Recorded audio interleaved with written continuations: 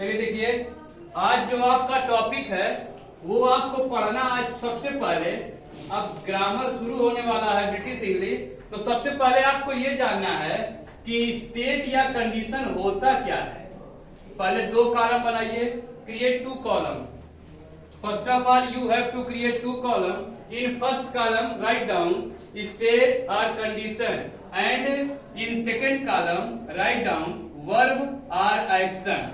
पहले वाले कॉलम में लिखना है स्टेट या कंडीशन और दूसरे वाले कॉलम में लिखना है वर्ब या एक्शन। अब थोड़ा सा हिंदी देखिए। स्टेट या कंडीशन का मतलब होता है दशा या स्थिति। स्टेट और कंडीशन मतलब क्या होता है? दशा या स्थिति। वर्ब और एक्शन का मतलब होता है क्रिया। बातों को समझिए।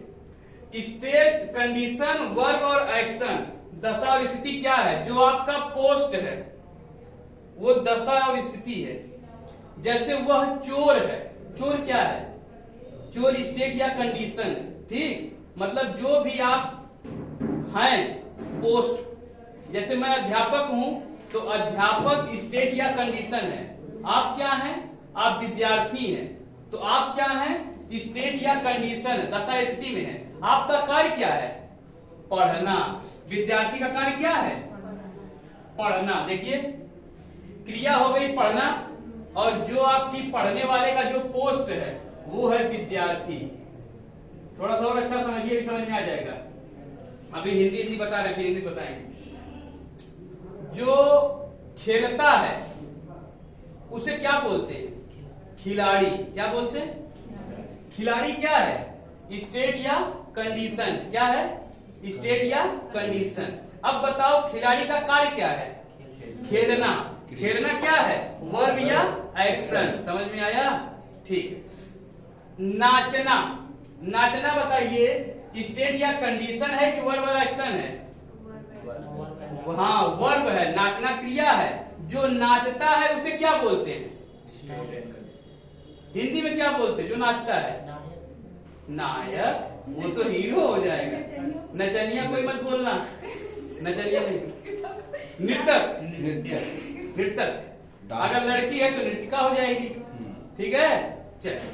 अब देखिए इधर, अगर स्टेट और कंडीशन में गायक है तो बताइए गायक का कार्य क्या होगा? गाना गाना। यही ना, जब गाना गाएगा तो क्रिया होगी, कार्य होगा। जो इस क्रिया को करता है उसे गायक बोलते हैं। कोई डाउट? समझ में आ रहा? अलग अलग है ना। अब थोड़ा अपने बारे में लिखता हूं। मैं क्या हूं?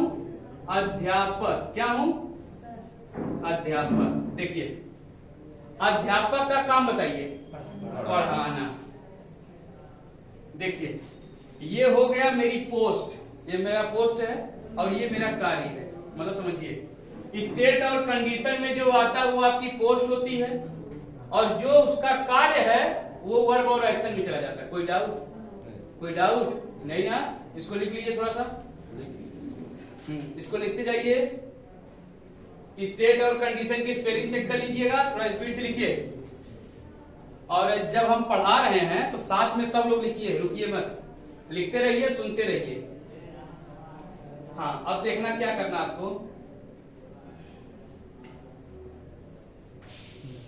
अब सबसे पहले आप इंग्लिश में देखिए।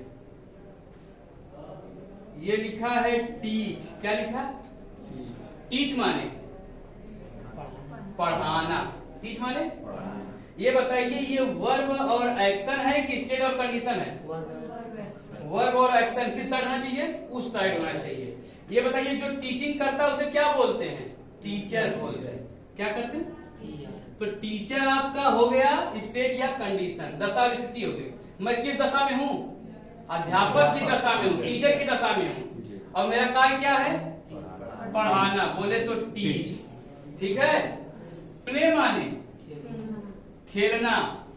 जो खेलता है उसे क्या बोलते हैं? प्लेयर। देखो आसान है कि नहीं? सिंग माने गाना। जो गाता है उसे क्या बोलते हैं? सिंगर। सिंगर। देखिए ई आर जोड़ के बना रहे हैं, वही है सर। अब बताइए गो माने जो जाने वाला उसे क्या बोलते हैं? नहीं पता है ना? देखिए गोअर होता है,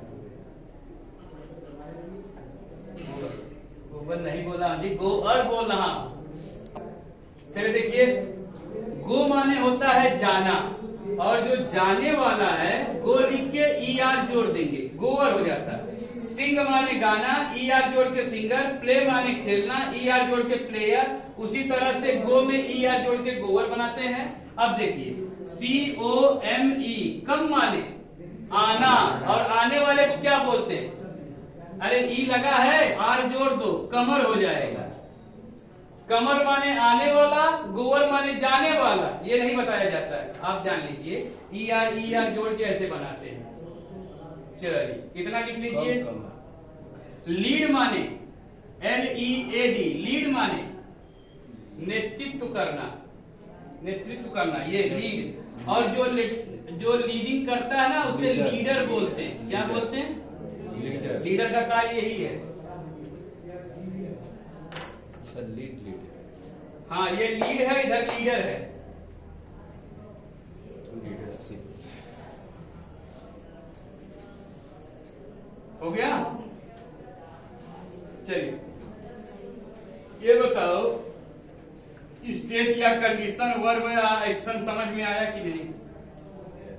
कोई डाउट नहीं ना है? देखिए जो आपका कार्य है वो क्रिया कहलाती है। क्या कहलाती है?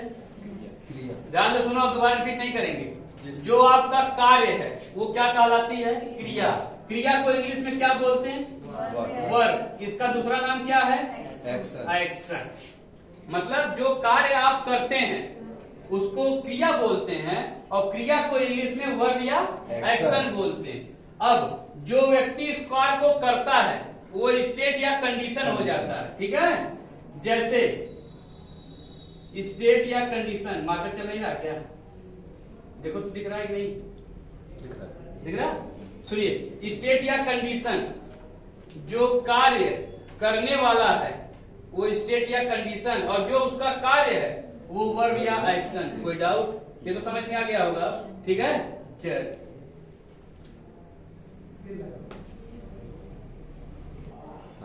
स्टेट या कंडीशन के बाद आगे जो आपको पढ़ना है, आप नया पेज लीजिए, टेक अ न्यू पेज, एक नया पेज लीजिए। स्टेट और कंडीशन समझ में आ गया ना? स्टेट और कंडीशन का मतलब पोस्ट है, वर्ब या एक्शन का मतलब क्रिया है, जो कार्य आप करते हैं। अब आगे आपको हेडिंग लगाना, पहले बीच में हेडिंग लगाइए TENSE, टेंस। टेंस हो गया? नीचे से लिखिए, पहले हिंदी में आप लिखिए उसकी परिभाषा, परिभाषा लगा लीजिए। लिखिए, किसी समय या काल को टेंस कहते हैं। किसी समय या काल को टेंस कहते हैं। पैराग्राफ चेंज करो, चेंज द पैराग्राफ। यह किसी कार्य के होने, यह किसी कार्य के होने अथवा करने का समय बताता है। यह किसी कार्य के होने अथवा करने का समय बताता है। पैराग्राफ चेंज करिए, चेंज द पैराग्राफ। इसमें क्रिया का होना आवश्यक है। इसमें क्रिया का होना आवश्यक है। किसका होना आवश्यक है? क्रिया। क्रिया मतलब वही, क्रिया बराबर ना होता है, आना जाना, पढ़ना लिखना, उठना बैठना, सोना जागना, यही क्रिया है। ठीक है? चल अब आप एक बार फिर से हेडिंग लगाइए टेंस, नीचे से एक बार फिर से हेडिंग लगाइए टेंस। हो गया? अब लिखिए नीचे से इंग्लिश में, टेंस डिनोट्स, डिनोट लिख के यस जोड़ देना। Tense denotes the time tense denotes the time of an action condition OR state. Tense denotes the time of an action, condition or state. Is called tense. Tense denotes the time of an action, condition और state. हो गया. Paragraph change करिए. Change the paragraph. लिखिए there are three types of tense. There are three types of tense. Number 1 नीचे से लिखिएगा. Number 1 present tense. बराबर का निशान देके लिखिए वर्तमान काल.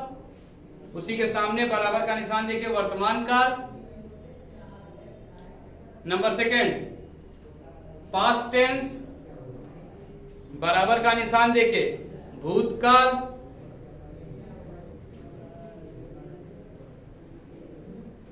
Number 3 future tense. भविष्य काल.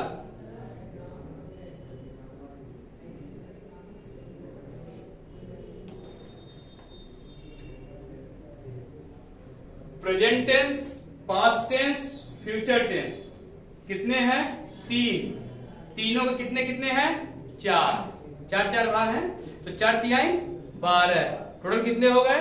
12 है ना. 12 में जो नंबर 1 है, नंबर फर्स्ट वाला आप पढ़ेंगे. देखिए अगर जगह बचा होगा, ज्यादा जगह बचा है तो वहीं कहीं लिख लो, नहीं तो नया पेज ले लो. टोटल 12 है. 12 में से जो नंबर 1 है, अब यहां लगाइए आप नंबर 1. नंबर 1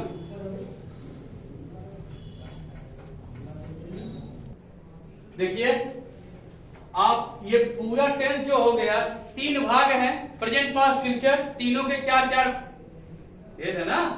तो 4 तिहाई 12 हुआ. 12 में से जो नंबर 1 है, नंबर फर्स्ट लगाइए. नाम लिखिए प्रेजेंट.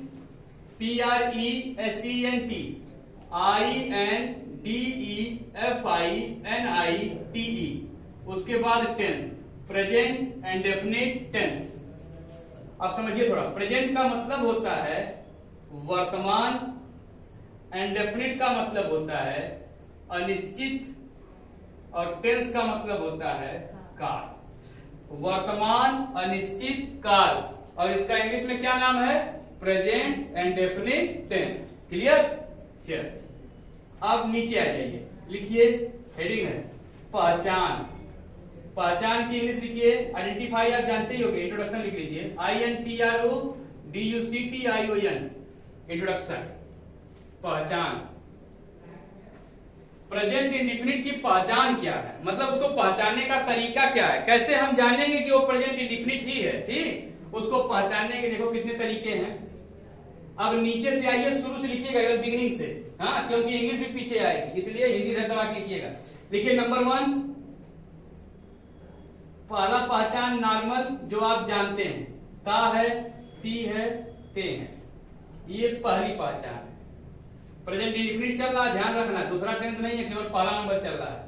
दूसरी पहचान में लिखिएगा याद है. नंबर 3 वाली पहचान लिखिएगा. साथ में लिखिए सब लोग, क्योंकि लिखने के बाद मिटाएंगे. याद है. नंबर 3 में है मालूम है. नंबर 4 में है विश्वास है.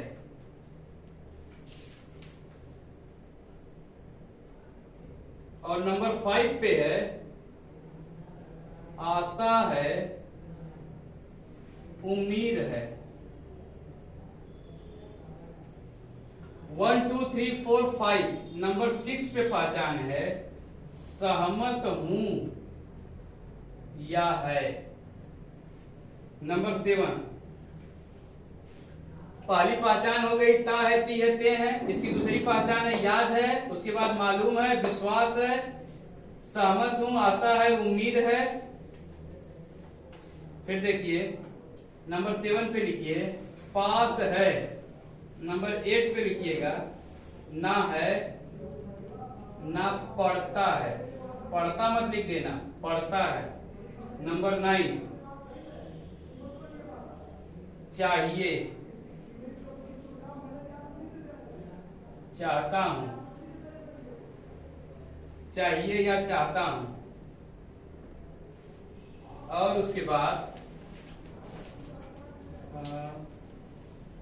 याद है, मालूम है, विश्वास है, सहमत है, पास है, ना पढ़ता है। कितना पहचान हुआ? 9। टोटल 9 पहचान है।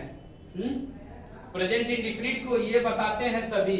इसमें से अगर कुछ भी मिल गया तो समझ लेना कि वो प्रेजेंट इंडिफिनिट चला जाएगा। प्रेजेंट इंडिफिनिट इतना ही नहीं है, और भी है, कई ठो भी पहचान है। लेकिन उस पहचान को पढ़ने के लिए सबसे पहले आपको 12 टेंस आना चाहिए पूरा। अभी 12 टेंस में जो इसमें बचा है, प्रेजेंट इंडिफिनिट में जो पहचान है, अभी स्टेटमेंट पढ़ाना है। क्या पढ़ाना?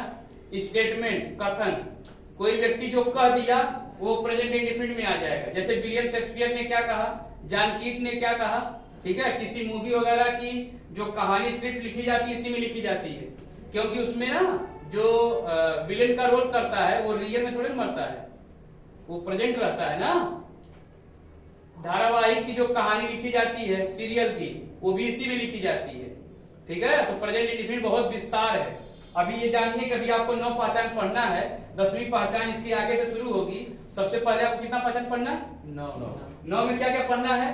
ता है, ती है पढ़ना, आपको ये पढ़ना है, याद है, याद है, मालूम है, विश्वास है, आशा, उम्मीद, सहमत, पास है, ना पढ़ता है, और चाहिए, चाहता हूं। पहले इतनी पहचान पढ़ेंगे, पहला नंबर टेंस को लेके जान आ जाएगी शरीर में, लगेगा कि हाँ कुछ सीखे हैं। पहला नंबर टेंस। अब इसी के नीचे आपको लिखना है हेल्पिंग वर्ब, डू, डज, और नीचे से लिखना है main verb. First form S E S I E S. Helping verb लिख लीजिए डू, डज। मेन वर्ब का लिखिए first form S, E S, I E S. Clear? हाँ, लिख लीजिए, कायदे से लिखिएगा साफ साफ। चलिए अब थोड़ा सा देखिए, थोड़ा सा देखना आपको। ये तो ता है, ती है, ये क्रिया में जुड़ जाएगा, आना जाना पढ़ना लिखना में जुड़ जाएगा, आता है, जाता है, पढ़ता है। लेकिन ये इसकी इंग्लिश है, याद की इंग्लिश बताइए। लर्न, हाँ लर्न होता है, लेकिन यहाँ पे लर्न नहीं होता, यहाँ पे होता है रिमेम्बर, REMEMBER। स्पेलिंग सही सही लिखिएगा, लिखिए। अब उसी के सामने सामने निशान देते जाइएगा। याद के आगे रिमेम्बर, मालूम के आगे लिखिए KNOW, नो। विश्वास के आगे लिखिए BELIEVE, बिलीव। आशा और उम्मीद के आगे लिखिएगा होप। सहमत हूं AGREE, एग्री। पास है के लिए लिखेंगे हैज, हैव, और ना है ना पढ़ता है के लिए लिखेंगे हैज टू, हैव टू। उसके बाद चाहिए, चाहता हूं के लिए लिखेंगे वांट, वांट टू।